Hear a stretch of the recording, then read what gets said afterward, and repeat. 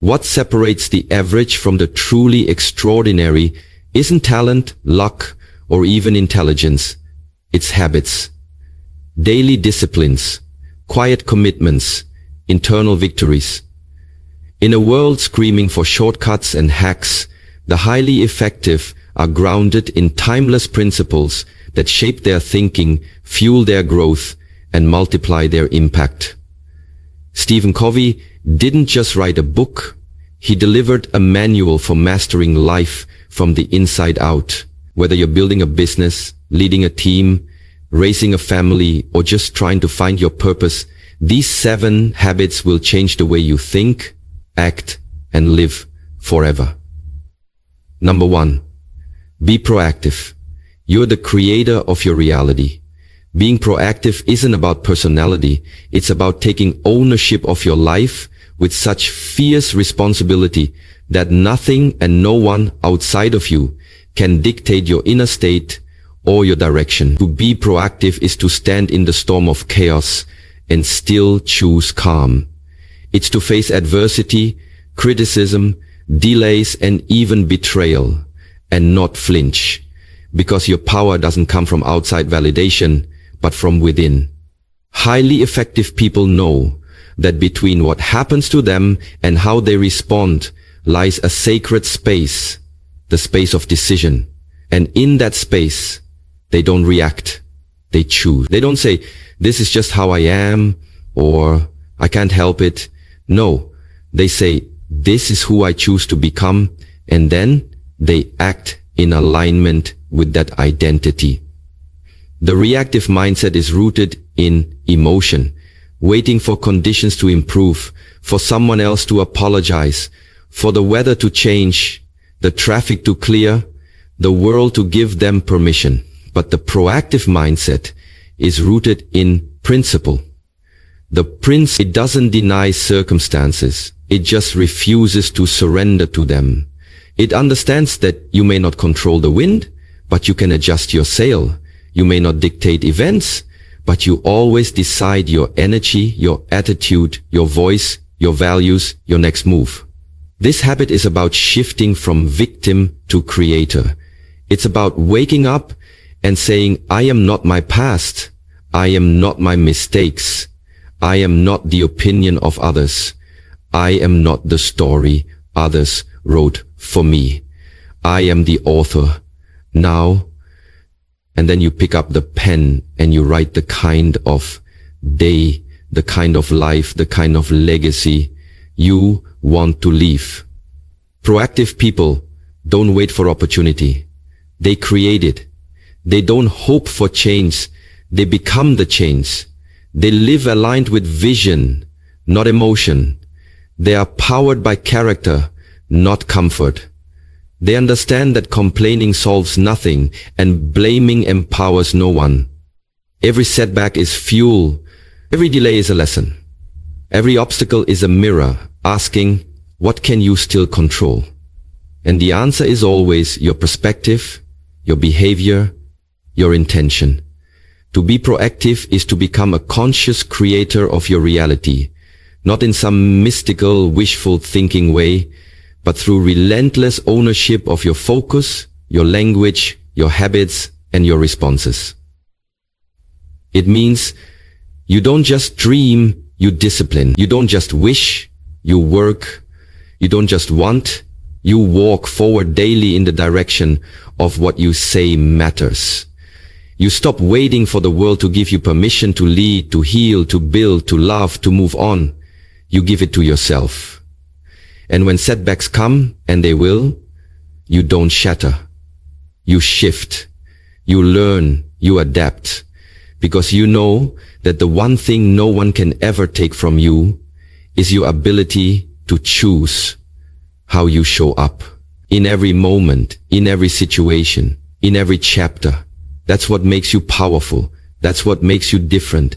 That's what makes you highly effective. Not that life treats you kindly, but that you treat life as a field for growth, no matter the terrain. When you live like that, with radical ownership and unstoppable internal drive, you stop being a product of your environment and become the architect of your future.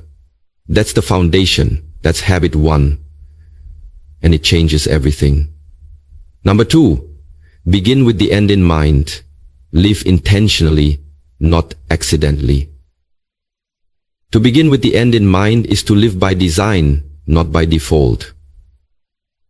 To wake up every day with a vision so clear, so rooted in purpose, that every action, every decision, every step you take flows from intention rather than impulse. It means refusing to drift through life, responding to other people's demands, distractions, or agendas, and instead anchoring yourself to a deeper mission. One that defines not only what you want to accomplish, but who you are committed to becoming. Highly effective people do not wander through life hoping to arrive somewhere meaningful. They visualize the legacy they want to leave, the relationships they want to build, the kind of impact they want to make, and then reverse engineer that vision into their daily lives. They ask hard questions.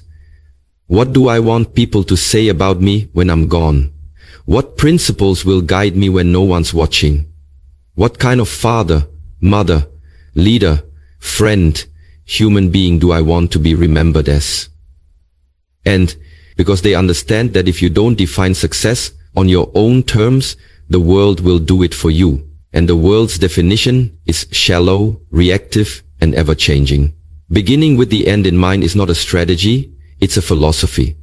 It demands that you stop living accidentally, bouncing from one task to another, one week to the next, just trying to stay afloat.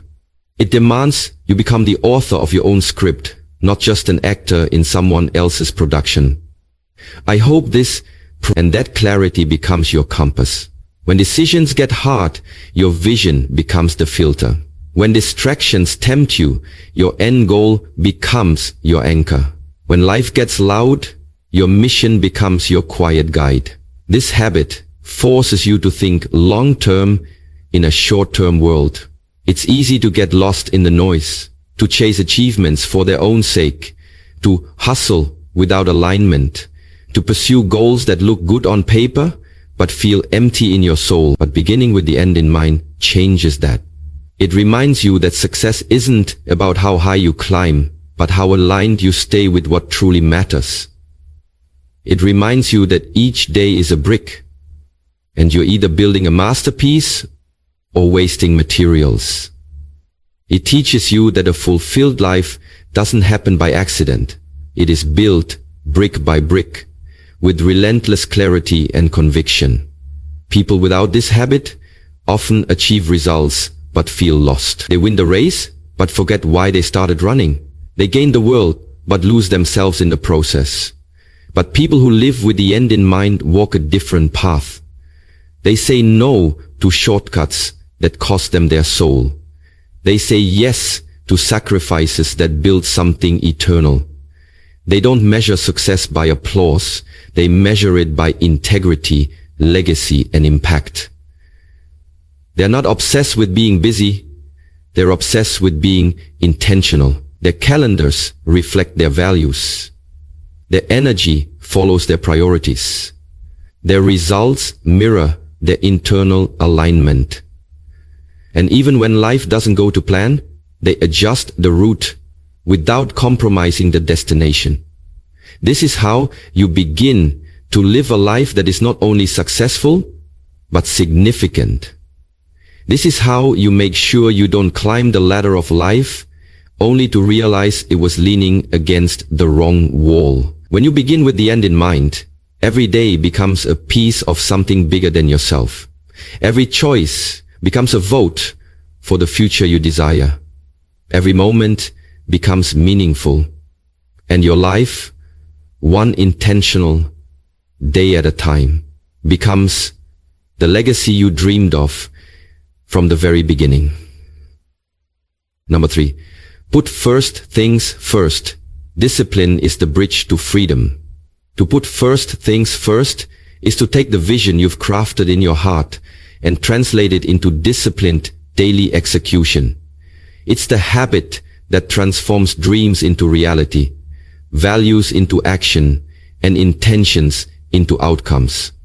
It's not about doing more, it's about doing what matters most with unwavering focus, even when it's inconvenient, uncomfortable, or unseen. Highly effective people understand that life is not shaped by how busy you are, but by what you're busy with.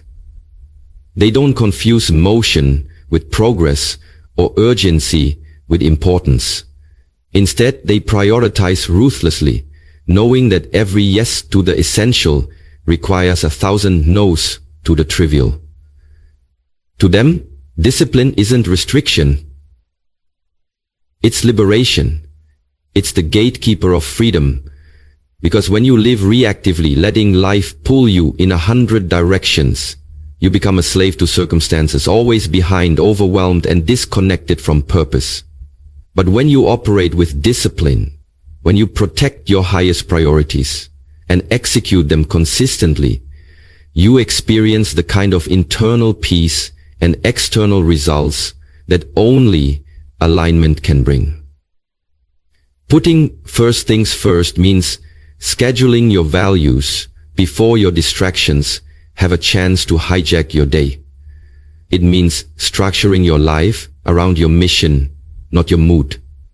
It means doing the hard things first, the important conversations, the focused work, the self-care rituals, before the noise of the world drowns out your clarity. Highly effective people don't wait for motivation. They design their days so that their most important work happens early, consistently, and without question. They don't rely on willpower. They rely on structure. This habit is about living with intention in the present while staying anchored to your vision of the future. It's saying, if I truly value health, then exercise and rest must be protected time, not optional leftovers. If I truly value family, then dinner is sacred. If I truly value growth, then learning is scheduled, not squeezed in. First things are not just tasks, they are reflections of your identity and your legacy. And when you compromise them even a little, you erode trust with yourself. But when you honor them day after day, even when it's inconvenient, you build an unshakable foundation of confidence, clarity, and character. This habit teaches you that success isn't about dramatic bursts of activity. It's about consistent alignment. It's not about doing everything. It's about doing the right things consistently well. It's learning to say no without guilt because you've already said yes to something greater. It's resisting the pressure to be everything to everyone and instead becoming deeply effective for the few things that truly matter. When others are scattered, you are centered. When others are chasing trends, you are building legacy. When others are chasing speed, you are building depth. This kind of discipline doesn't make your life smaller, it makes it deeper, richer, and more meaningful. And yes, there will be resistance. Distractions will tempt you. The urgent will scream. People will not always understand. But when you consistently choose what matters over what's easy, what's eternal over what's loud, and what's valuable over what's convenient, you create a life that's not only productive, but powerful. Because at the end of the day, putting first things first is how you live with no regret. It's how you ensure your calendar reflects your character. It's how you transform principles into progress. And ultimately, it's how you build a life that doesn't just look good, but feels right, serves others, honors your purpose, and frees you from the chaos of a world that never stops demanding more. That's the power of discipline. That's the bridge to real freedom. Number 4, think win-win. Build a life where everyone rises to think win-win, is to rise above the narrow lens of competition and embrace a mindset of mutual success, shared growth, and abundant possibility. It's a fundamental shift from me versus you to we together. Highly effective people understand that true greatness is never achieved in isolation or at the expense of others. It is built in relationships where trust, respect, and collaboration thrive. Win-win is not about being nice, nor is it about compromising your standards to keep the peace. It's about courage and consideration, walking hand in hand. It requires strength of character, emotional maturity, and the willingness to seek solutions where everyone involved feels respected, heard, and valued. When you adopt a win-win mindset, you stop viewing life as a zero-sum game. You no longer believe that for you to win, someone else has to lose. You start seeing opportunity where others see scarcity, connection where others see rivalry, and partnership where others see threat. In your business, it means creating value that benefits the customer and the company. In your relationships, it means approaching disagreements with empathy and integrity, not dominance or submission. In your leadership, it means lifting others as you rise, not hoarding credit or controlling outcomes. Win-win doesn't mean everyone always gets exactly what they want. It means everyone leaves the table feeling honored and whole. This mindset is not for the weak. It demands that you check your ego at the door, communicate openly, listen deeply, and be willing to walk away from outcomes that compromise your values or harm others. It requires emotional intelligence, the ability to see situations from multiple perspectives, to speak your truth while holding space for others' truths, and to stay grounded in your principles even when the stakes are high. Highly effective people practice this not just in boardrooms and big decisions, but in the everyday moments, when giving feedback, resolving conflict, setting expectations, or negotiating priorities. They understand that every interaction is an opportunity to build trust or break it, to create allies or adversaries. And so they lead with intention. They seek synergy, not sameness. They don't fear differences. They leverage them, because they know that when people feel respected, they bring their best selves to the table. Win-win is the foundation of lasting influence. It is the reason people follow you, trust you, and build with you. In a world obsessed with domination, transaction, and short-term gain, this mindset sets you apart as someone who builds legacy. And yes, there will be moments where others operate with a win-lose mentality, where they manipulate, take advantage, or play political games. But that doesn't mean you lower your standard. It means you stay rooted. Because win-win isn't just a strategy. It's a statement about who you are. It's choosing collaboration over control, integrity over impulse, and abundance over fear. It's believing that the pie is big enough for all of us, and if it's not, we'll bake a bigger one. It's knowing that when others win because of your presence, your value multiplies, not diminishes. And most importantly, it's understanding that the real win is not just in what you get, but in who you become in the process of lifting others up. When you live this way, something powerful happens. Your relationships deepen, your influence expands, and your life becomes a rising tide that lifts every boat around you. That's the win-win life. That's how highly effective people move. They don't just chase victory, they create value. They don't just compete, they connect.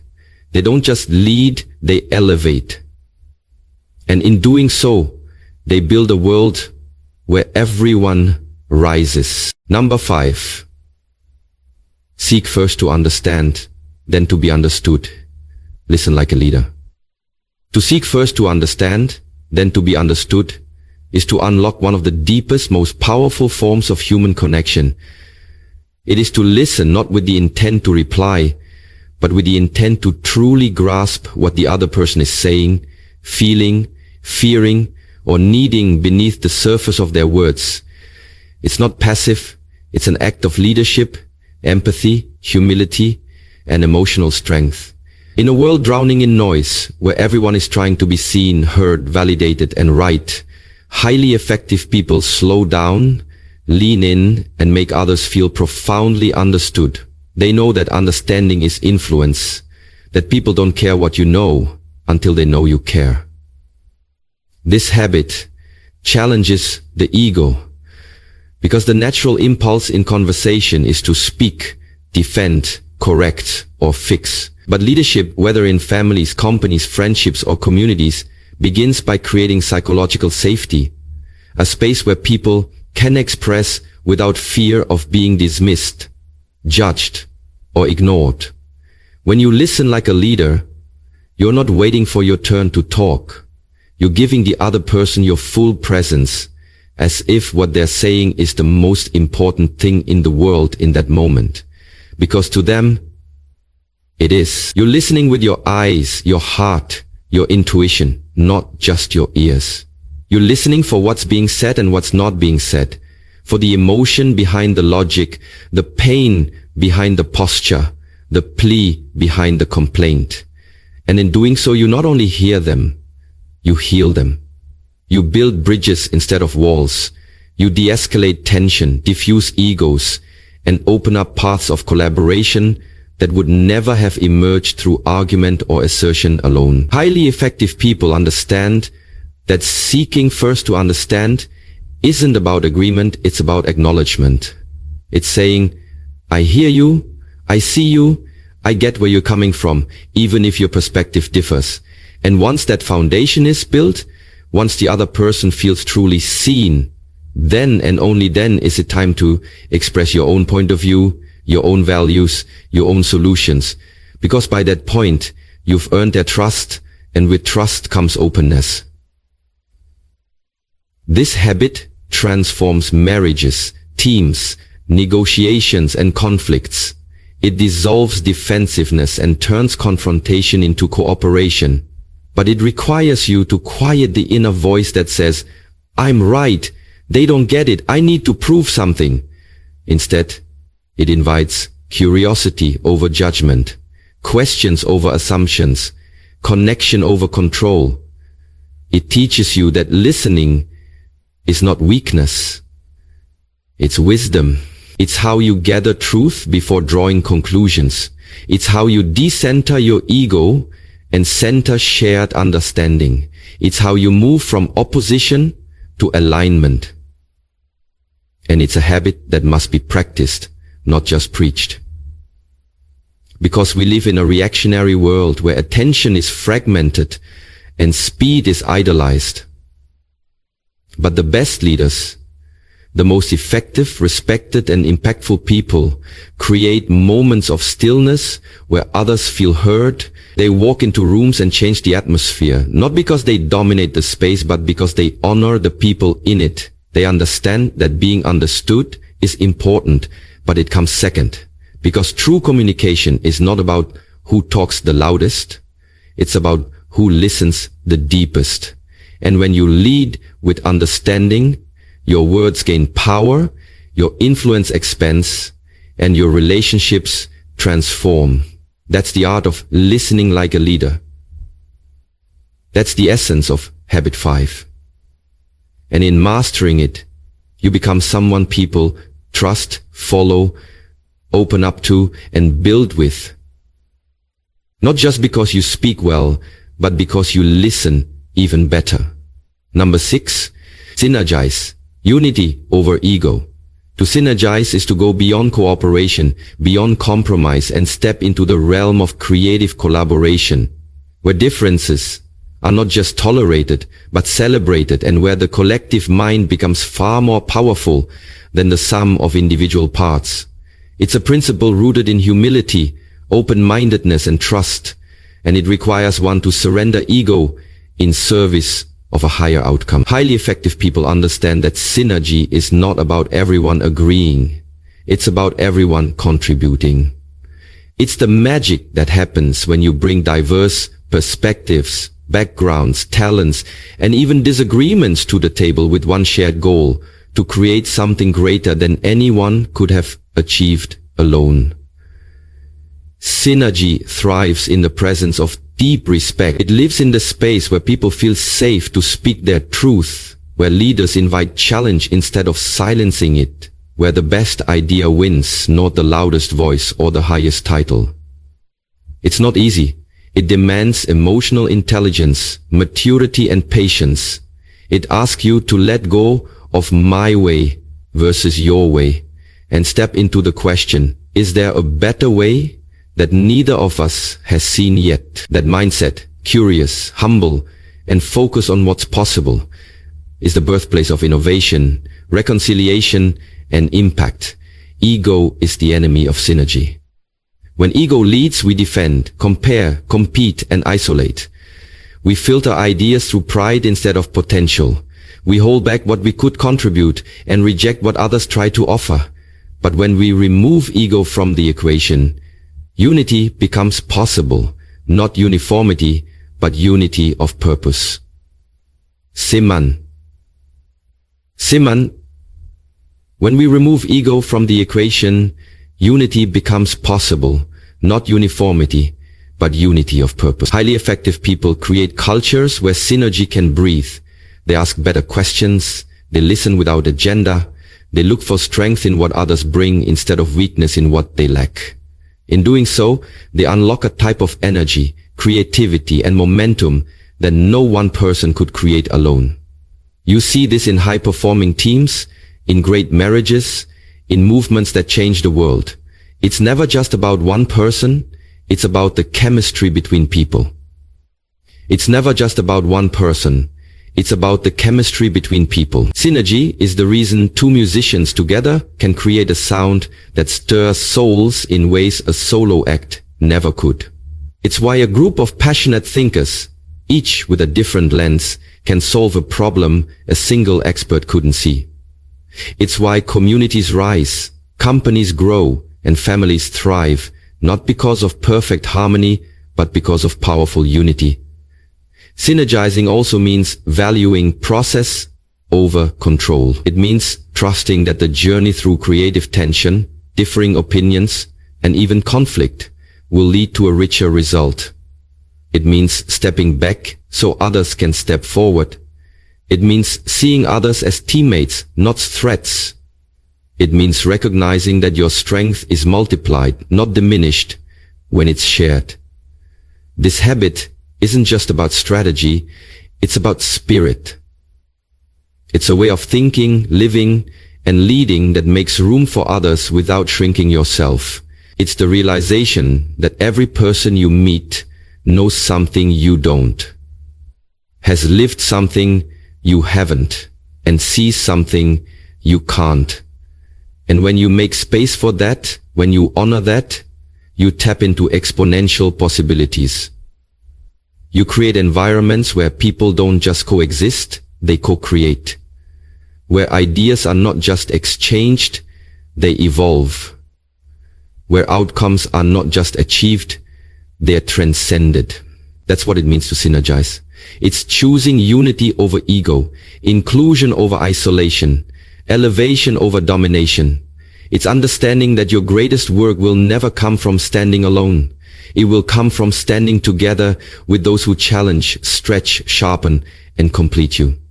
When you live this way, you stop asking, how can I win? And start asking, how can we all rise?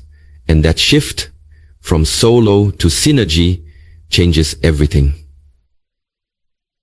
Covey, your BF, from solo to synergy changes everything. Number 7, sharpen the saw.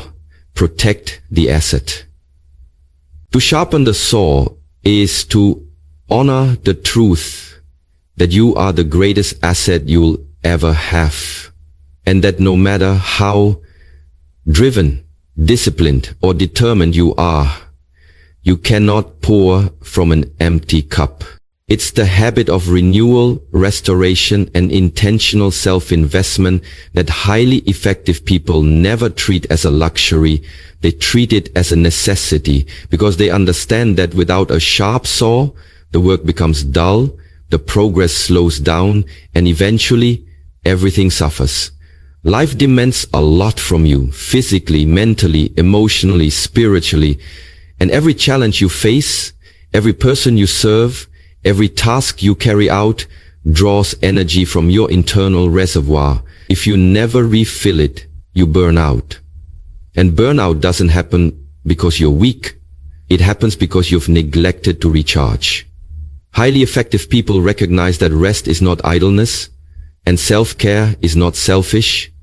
They know that when they invest in their well-being, everything else they touch becomes stronger, clearer, and more impactful.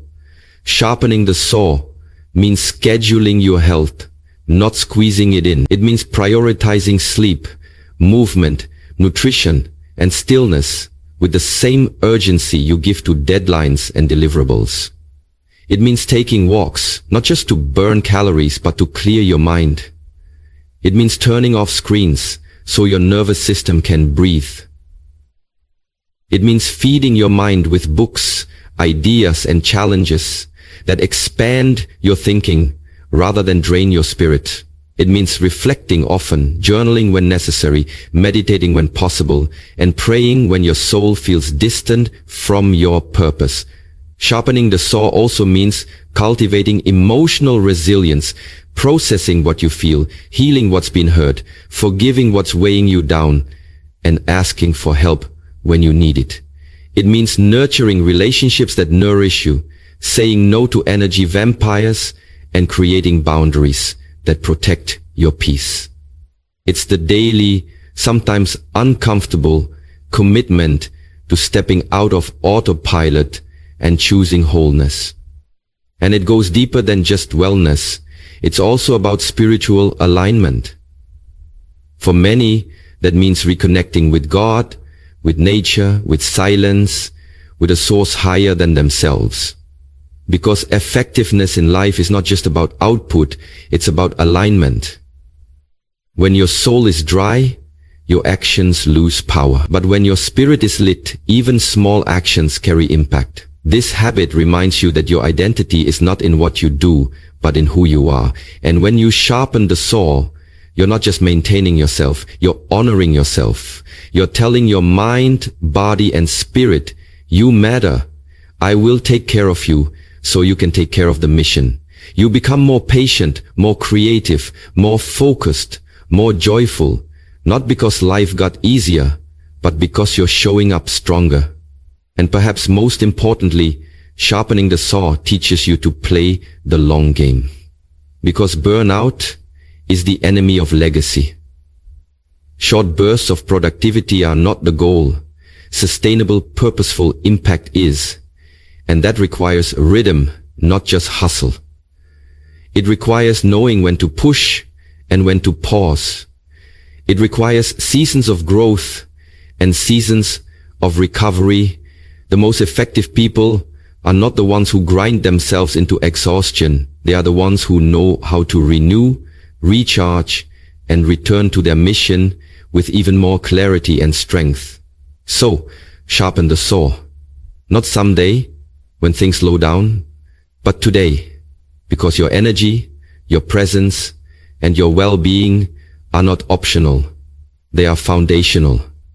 Protect the asset, guard your flame, nourish your body, expand your mind, anchor your spirit, because when you are whole, your impact is unstoppable. When you are sharp, the work is precise. And when you are rested, aligned, and fully alive, you don't just survive life, you shape it. That is the seventh habit. That is the secret behind longevity, clarity, peace, and power. That is how you honor the gift of who you are. In the end, the true essence of the 7 habits of highly effective people is not about chasing success. It's about becoming whole, aligned, and purpose-driven from the inside out. It's about mastering yourself so you can lead, love, and live with integrity, clarity, and power. So begin today by being proactive. Take full ownership of your choices and stop waiting for permission to live boldly. Visualize your life's legacy and begin with the end in mind. Then prioritize your time to put first things first, cutting out distractions and pouring yourself into what matters most. Choose to think win-win, not just for fairness, but for abundance, creating space for everyone to rise alongside you. Seek first to understand before rushing to be understood, because deep listening heals, unites, and reveals truth. Then synergize. Build bridges through respect, collaboration, and trust, knowing that unity multiplies potential. And above all, sharpen the saw. Protect your peace, guard your energy, nourish your mind, body, heart, and spirit, because you are the vessel through which purpose flows. May you walk each day with discipline wrapped in grace, confidence rooted in humility, and a heart open to grow. And now, as we close, may the Creator bless your journey, sharpen your vision, and fill your steps with divine wisdom. May He grant you strength when you're tired, courage when you doubt, and peace when you're overwhelmed. May every door that aligns with your purpose swing wide open, and may your life be a living testimony of discipline, love, and legacy. Amen.